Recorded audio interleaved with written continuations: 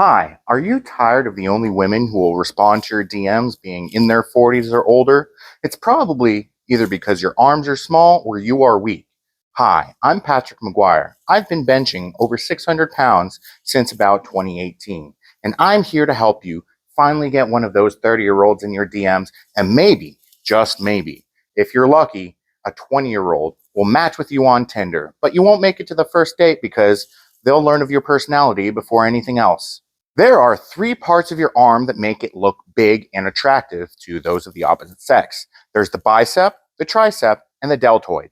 The bicep is this little dangly bit on the top of the arm. And I know what you're thinking. Why is this guy who has arms that look like lunch lady arms telling me about the biceps?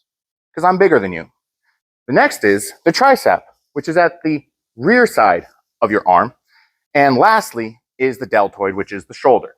Today, we're going on an adventure to discover how the bicep works and how to make it bigger through the most optimal means possible. That doesn't necessarily mean you'll be lifting heavier weights with your biceps, because no one's ever asked you, how much do you bicep curl? Because they have a brain and it doesn't matter. What really matters is how much do you bench, how much do you squat, how much do you deadlift. And having big biceps will, in fact, increase your bench press.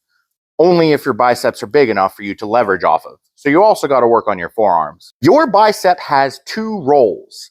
There's hinging from the elbow and supination and pronation. Now, if you're not a nerd like me, what that really means is it helps your arm go from straight to bent, and also it helps you with the twisty action.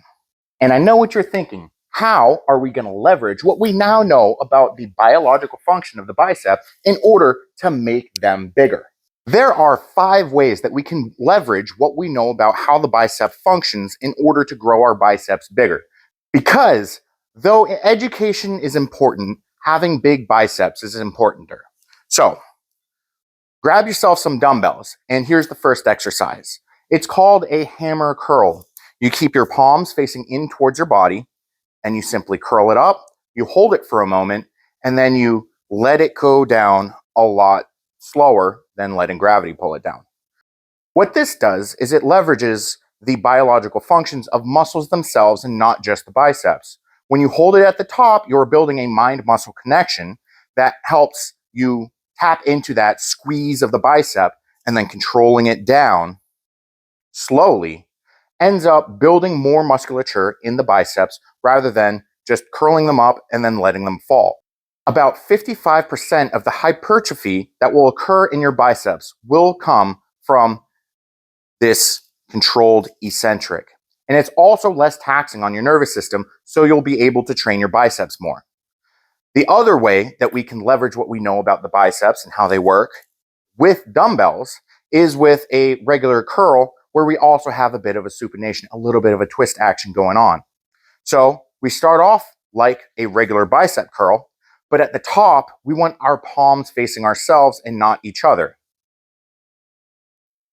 So you bring it up and you slowly twist your biceps, your hands, so that they're about parallel with each other at the top, and you hold this for a moment, and then you slowly let them down in a controlled eccentric fashion. The slow eccentric, same as with the hammer curl. But we also get that twisting action going on, and you're going to notice you're going to have a lot of emphasis on your pinkies, because you'll be fighting your body's willingness to actually get your palms facing towards the sky or the edges of these dumbbells parallel with each other. It's going to build a much bigger pump for your biceps. What this does is it almost acts as an isometric hold for each of the positions that your biceps will be in. So you'll have, instead of just holding at the top, you're holding at the top, you're holding it here, you're holding it here, you're holding it here, you're holding it here, you're holding it here. Your body's going to adapt to that, and you're going to get compounding interest on the gains that you're developing when you are doing the bicep curls. The next way that we can leverage what we know about the bicep curls is using what's called an easy bar.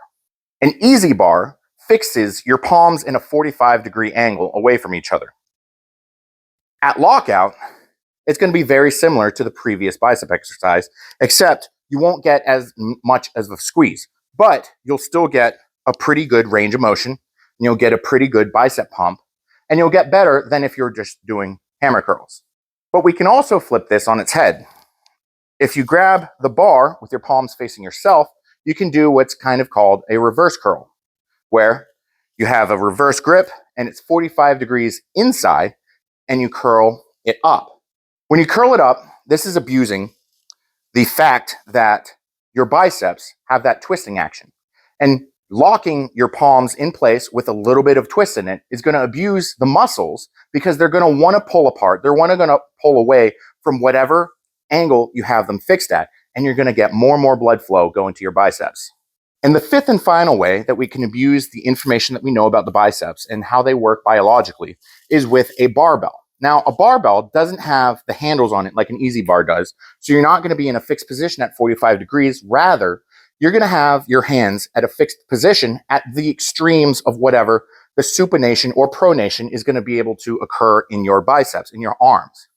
So, if you hold it palms up, you're going to get a really big stretch at the bottom, and you curl it up, you hold it for a second, and control the eccentric all the way down. At the bottom, you want to make sure that you have a maximal amount of stretch in your bicep, and having this little twist because of the barbell in your hand, it's going to increase the amount of stretch that you have at the bottom of this movement. You can also reverse the grip like you did on the easy bar and do the same thing, except this is a little more forearm dependent, and it doesn't get that big bicep stretch at the bottom of the movement. Now, hopefully, you've learned a bit about how the bicep works and how to abuse what we know about the bicep in order to increase the muscle gains and hypertrophy that we develop when training the biceps.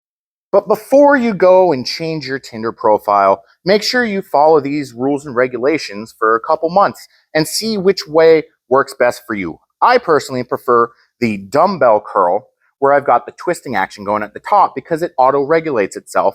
The more my bicep gets tired, the more or less curl, the more or less twist I get in my hand, and it auto-regulates itself, and I'm able to push a little further, get a little bit more action out of the bicep.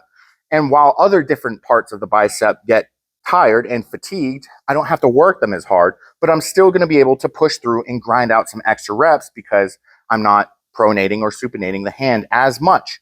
So that's how I personally like to train my bicep. How do you like training your bicep? Let me know in the comments, and like and subscribe for more informational videos like this, and also daily vlogs. These videos only come out when I'm not vlogging because it takes a lot of time. So go out there and hit on some women, and you're definitely going to get laid because your biceps are going to be bigger now, and totally not body dysmorphic whatsoever. That's not something that happens in the gym. I'm 100% lying to you. Have a good one. Stay strong. Make your biceps big because the ladies love it. More men love it than women. Actually, the only people who are going to slide in your DMs because your biceps are big are men.